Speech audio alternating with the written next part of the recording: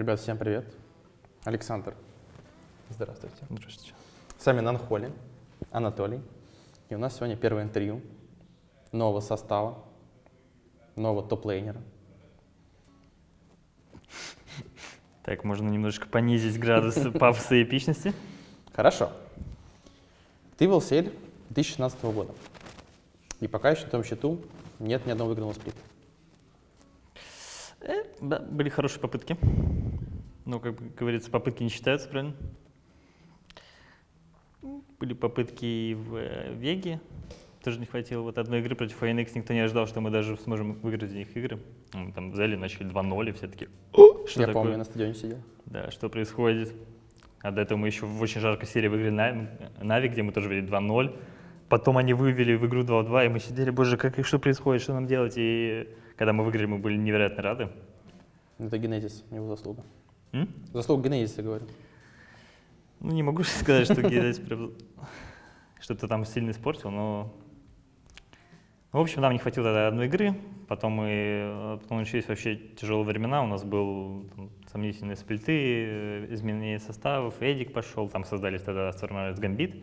Еще когда они сформировались, меня тогда счет звали, но звали просто, сказали, типа, Эдик говорил, типа, все, пошли, без трояутов, просто пойдем играть. Я тогда даже в каком-то смысле я забоялся, что типа вот координация Гамбит, там состав планировался Diamond Prox, Эдвард. Я в каком-то смысле даже забоялся просто такой ответственности. То есть то, что, ну, мне тогда сколько было еще, 18, почти 19 стук, но я думал, что я не справлюсь морально играть типа с такими грандами. На тот момент их имена еще были все еще очень громкими, и все вообще удивлялись, почему они в LCL играют. Поэтому я тогда не смог решиться на этот переход. Я остался в Веге еще на 1,5 года. Жалеешь сильно? Сейчас жалею, да, хотя, несмотря на то, что тогда потом в моей жизни действительно в семье произошли такие моменты, которые очень сильно мешали мне играть. В какой-то момент мне там даже пришлось уехать с буткемпа в Веге. Это уже такая личная тема, и Номус у нас еще как раз в составе был на замене, там они с Дробашом играли. Активная замена, один из всех экспериментов в LCL, возможно, единственных, я не помню даже других на самом деле. Корейцы еще в Team Jazz были. Но они вроде просто сидели, отдыхали, насколько я помню. Это был эксперимент. Ну, в общем, да. И вот тогда был очень сложный период, последние 1,5 года в Веге. Потом уже в Веге мне сказали, что мы собираем другой состав, соответственно, мы уже знаем какой, который тогда им смог выиграть сплит. И вот я против того состава уже играл сам в финале, уже в ЕПГ. Тогда с Флати, Арчи, Винсентом, Фором, соответственно, Денчиком на тренере. Вот. Мы подходили в неплохой форме, мы были уверены в себе, но тогда Вега была вообще темной лошадкой. Несмотря на то, что они вроде выиграли 3-0 тогда Гамбит. Да. Мы все еще считали, что мы можем их выиграть, но я считаю, что я был в очень хорошей форме тогда, но у нас не получилось, соответственно. Думаю, там много факторов повлияло. Мета не так, кто-то не был уверен, что-то не пошло, что где-то нас в драфте даже переиграли. И, соответственно, мы проиграли финал тогда. Первый мой финал против того состава. Потом дальше лето у нас уже все было намного хуже. По форме, по всему, по мете. Мы не могли найти себя, не могли как-то найти эту искру. И снова играли против UOL, но уже тогда UOL. Да. Уже без гаджета и Санса. Полуфинал, если не ошибаюсь. Да, мы сыграли полуфинал, сыграли 0-3. Было не очень эффектно. А потом начался у меня период на уровне, что меня рассматривали как хорошего очень топера. Соответственно, меня позвали на трояуты в Гамбит уже на этот раз. И Флати тоже позвали. И тогда я эти трояуты завалил. Я перенервничал, что-то еще очень... В общем, еще в этот момент... Денчик хотел, соответственно, видеть меня в ЕПГ, и был еще какой-то оффер, я уже не помню, но суть в том, что все ждали, пока что там решится в Гамбитах. В Гамбит меня очень хотели взять, но так вышло, что там вообще весь пресезон, на самом деле, все пресезоны в СНГ — это отдельная тема, особенно вот, которая сейчас происходит, это просто бомба. И каждый пресезон какая-то драма, что-то происходит, никто не знает, где он окажется. Кому-то говорят, что он будет здесь, а потом там оказывается, что его не берут по гражданству или что-то еще. И ты можешь остаться вообще без команды. Или хотя... судимости, или еще что-то. Или судимости, да. И ты можешь вообще без команды остаться, хотя ты там, например, выиграл прошлый сплит. И ты такой, как без команды. Поэтому, как бы ты не был уверен в себе, ты можешь реально оказаться в ЛЦЛ абсолютно случайно, без места в команде. Ну, вот, соответственно, в Гамбиты меня взяли. В ЕБГ, когда я пришел, там уже собрался такой костяк, который особо меня не хотел видеть. Как бы, я считаю, что я там не так плохо сыграл трейаут, чтобы прям меня взять и отбросить, но им виднее, соответственно, тот костяк потом играл. И вот я пошел в Крауда с молодыми зелеными ребятами. 2 года же, получается. Да, 2 года. Вот первый год мы были с молодыми совсем ребятами зелеными, и, так сказать, мне нужно было их натаскивать. У меня был только скэш из ветеранов, вот, и я. И там было 3 молодых черика, так сказать. Рейн, соответственно... Экзоникс? Нет, Зоникс. Экзоникс был. 19 же был, по-моему, нет? Он до этого был в М15, один сплит, да. И вот мы взяли Экзоникса, Рейна и Хайнгера. Сыграли вот тот весенний сплит, очень интересно. Мы выиграли все команды снизу, соответственно, топ-6, топ-7, топ-8. Мы не проигрывали ни одной игры. И нам нужно было выиграть в итоге одну игру у Гамбит в тайбрейке. Или это не тайбрейк даже был, это была обычная игра, чтобы пройти в плей-офф и выбить Гамбит из плей-офф. Ирония в том, что эти Гамбиты сами это не взяли, набрали черт пойми что, там они намешали в итоге с бургами что-то.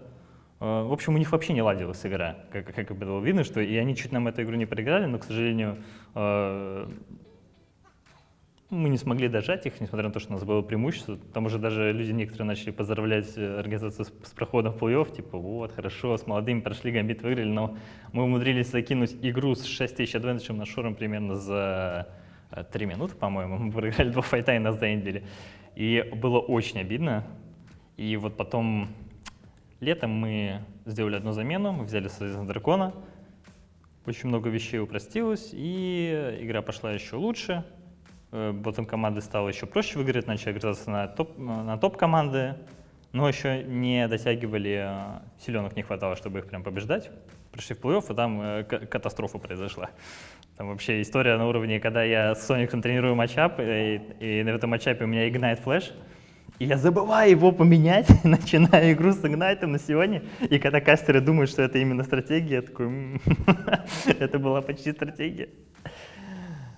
Было забавненько. Соответственно, потом опять начался очень интересный пресезон. Я даже уже не помню, что там происходило. Нет, я вспомнил, что там происходило, но я не очень хочу вдаваться в подробности. Это было очень интересно, особенно учитывая, что постоянно были слухи, что вот какая-то арга уйдет, какие-то слоты придут на ее место, и что там будет непонятно, и все ждали, и что-то хотели, узнавали, и в итоге ожидания не были оправданы, так сказать. В итоге мы собрали боеспособный состав уже в этот второй год Краукраудс, Максим, Кинзу. Хорошо выступили, дошли до финала, на удивление многим. Хотя мы считали, что мы можем вполне дойти до финала, учитывая, какой нам оппонент достался. Это были тогда OBG. Которые выбрали вас. Да, которые выбрали нас. Мы были уже ментально готовы играть с Гамбит, если они выбирают EOL. Соответственно, вот они выбрали нас, и мы в каком-то смысле даже обрадовались. Соответственно, мы смогли их выиграть 3-0, прошли в финал. Мы понимали, что в финале у нас есть все шансы, мы видели все стратегии, вот все на тамкенч, вот это вот все. Мы понимали, как против этого играть, но нам опять чего-то не хватило. Было очень странно. Наверное, мы тоже тогда в мету плохо шли, может, нам тоже не хватило практики. На самом деле, вот еще проблема LCL, что не все команды могут позволить себе полноценный буткемп. И на самом деле это очень сильно влияет, потому что я считаю, что буткемп может очень сильно повысить продуктивность любой команды, особенно если у них хороший тренер, хорошая инфраструктура, потому что буткемп убирает очень много проблем, о которых нужно думать игрокам, что когда поесть, куда сходить, что-то там сделать. Тут все просто в одном месте, ты все сделаешь здесь сидишь, здесь играешь, тебя там, плюс тебя контролируют, стимулируют играть больше, вы чувствуете себя единым целым, и в итоге, процесс идет намного лучше, более гладко. А у нас тогда в Крудах вообще не было буткемпа. У нас был первый буткемп, вот когда мы с молодыми были, вот тогда у нас был буткемп. И на самом деле я уверен, что это тогда повлияло, поэтому мы почти прошли в плей-офф с молодыми, но потом у нас его не было. И это сильно нас влияло, несмотря на то, что нам говорили, мы можем сделать буткемп, но, соответственно, придется где-то что-то потерять, как у нас в СНГ работает, и на это не все могут решиться.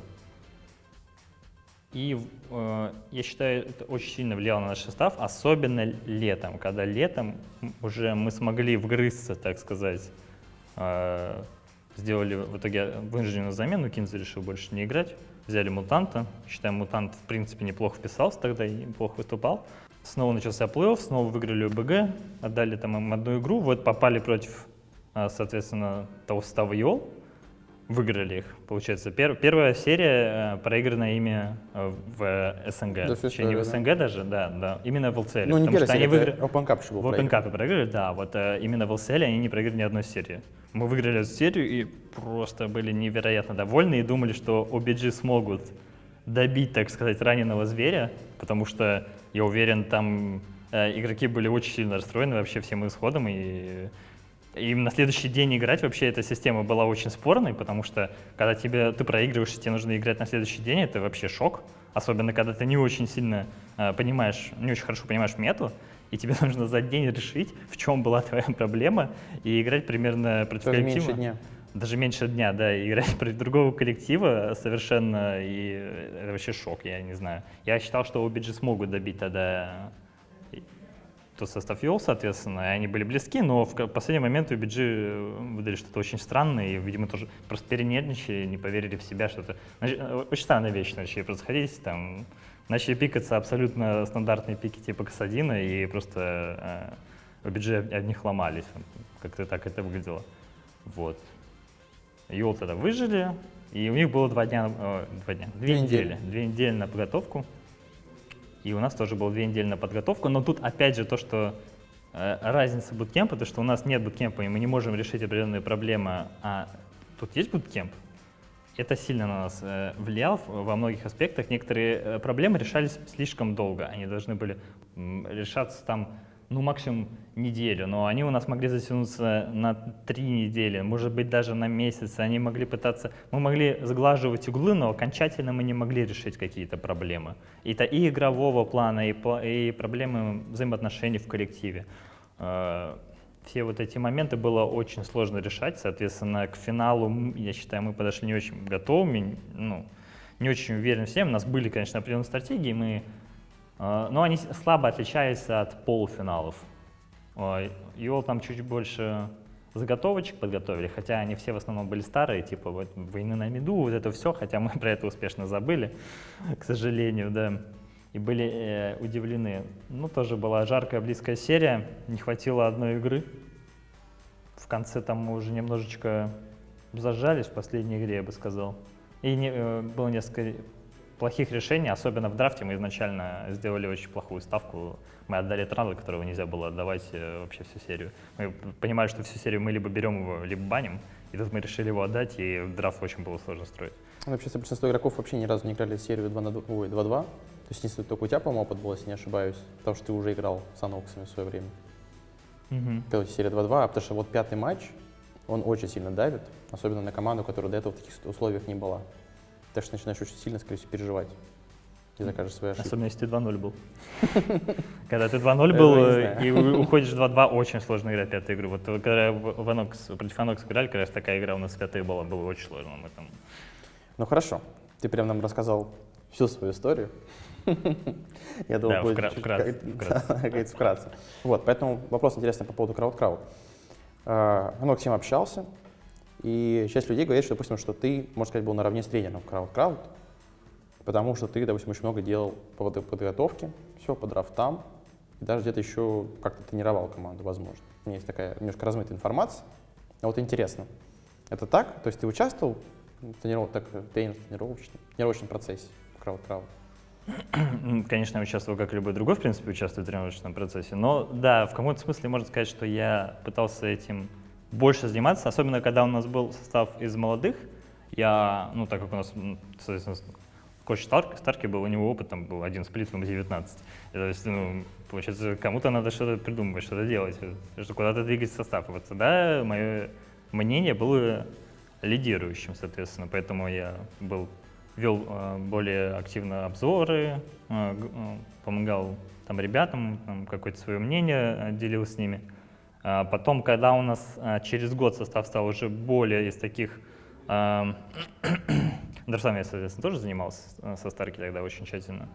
Потом вот через год у нас стал состав из более таких ветеранов, типа Кинзу, Максима, да и Дракон сам по себе, он оказался таким человеком, который хоть и новичок, но у него была хорошая построенная база, с которой было несложно работать. Вот просто вот некоторым людям там нужно вот объяснить то и то. Дракон пришел, и ему не нужно было некоторые вещи просто объяснять, он уже их знает. Но это тоже выливалось в некоторые проблемы, когда Дракон считал, что он знает абсолютно все, так сказать. Но это наши личные с ним темы такие. Потом, да, вот через год мы уже начали снова с Денчиком работать. С Денчиком у нас уже тандем, так сказать, был сыгранный. Мы еще с Денчиком в ЕПГ занимались абсолютно всеми драфтами, мы все их делали вдвоем. Соответственно, разбирали игры мы, естественно, команды. Я тоже там иногда какое-то свое мнение давал. Часто меня, наверное, было слишком много для некоторых людей. В какой-то момент даже некоторые к этому привыкли и просили больше от меня мнения, хотя я чувствую, что оно тут не было обязательно, либо в какой-то момент я просто хотел больше сфокусироваться даже на себе, чем на каких-то проблемах команды. Потому что я чувствовал, что мне уже нужно просто подтягивать свой уровень, и тогда команда начнет с этого получать какой-то профит, чем помогать тиммейтам решать там, не знаю, какие-то более глобальные вопросы. Потому что я вообще считаю, что решать какие-то глобальные вопросы по поводу, например, макро, передвижения команды, что-то это очень сложно, когда не построена стабильная там лейн-фаза, например, да? Когда вы не знаете, что вам делать в early, куда, что, зачем, вам очень сложно развиваться по вашим глобальным передвижениям по карте, потому что каждая игра может просто превращаться в катастрофу, где вас просто уничтожают на линии, и что вы из этого будете получать, как бы мало что вы будете из этого получать. Соответственно, так что да, в драфтах я очень часто много и постоянно лез в них, так сказать, да, даже их вел их, я даже сам просто предлагал, вот у нас была какая-нибудь официальная игра, там был C или Best of 1, да, я просто приходил к ребятам, ребята, у меня такой-то план, вот так вот делаем, и что вы думаете по этому поводу? Это отсюда начиналось все обсуждение, типа. Тоже вот с Денчиком мы могли вот перед какой-то важной игрой вообще каждый день переписываться на протяжении недели, что мы баним. У нас один день один план, в другой день третий, четвертый, потом в пятый мы возвращаемся к первому, и в шестой мы такие, так вот мы делаем. Это показалось неплохо, это мы берем. Соответственно, мы это также все эти драфты тестировали в скримах, и подготовка к Best of 1 у нас была очень хорошая, потом как и в плей-офф. Но если бы у нас был буткемп, я считаю, что это было бы еще лучше. Потому что вот когда у нас в ЕПГ был буткемп, некоторые наши решения, вообще наш процесс был лучше, несмотря на то, что все еще были проблемы. Короче. Теперь у тебя есть буткемп. Теперь снова есть буткемп. Здесь ребята с января заедут, проведут как минимум 2 месяца, а потом есть возможность уехать на другую буткемп. Но об этом потом расскажем. Возможность? Не знаю, сейчас у них ковид ударит еще сильнее. Ну да, кто знает, что ладно, возможность. Поэтому все-таки возможность. Омикрон не спит. Да. Ты тут затронул личную форму. Возможно, это стало фактором, почему ты оказался в UOL. Личная форма? Да. То, что ты, говоришь, ее подтягивал, потому что ты же прошел трайауты в UOL. Да. Слабые игроки вряд ли пройдут трайауты в наше время, после 2,5 лет чемпионства. Да, не могу сказать, что я хорошо отыграл трайауты, что вот прям вот можно было сказать, все, вот мощный игрок, все показал, мы его берем. И я вот считаю, что хорошо отыграл трайауты, но, соответственно, не я принимаю решение, и не я его принимал до самого конца. Команда посчитала, что я им идеально подхожу, я с этим спорить не буду. А когда ты играл трайауты, тебе очень хотелось в ЮО попасть? Или все-таки какие-то у тебя еще варианты были? Я просто не знаю, я рассмотрел, ты там ЕУ или еще что-то, как многие ушли. Были еще варианты. Был еще один вариант, но он был очень подвешенный, и очень было непонятно, что там будет. И, соответственно, он был единственный. Это были все только СНГ варианты. У нас вообще в СНГ вариантов обычно немного, поэтому Был один вариант, кроме EOL, но в итоге EOL меня убедили не рассматривать его и вот решить вопрос здесь и сейчас, и все. Как-то так. Хорошо. Учитывая, что мы так уже растянули твою предысторию в этом интервью, тебе сразу главный последний вопрос. Это именно твои личные планы на 22 год. Личные планы на 22 год.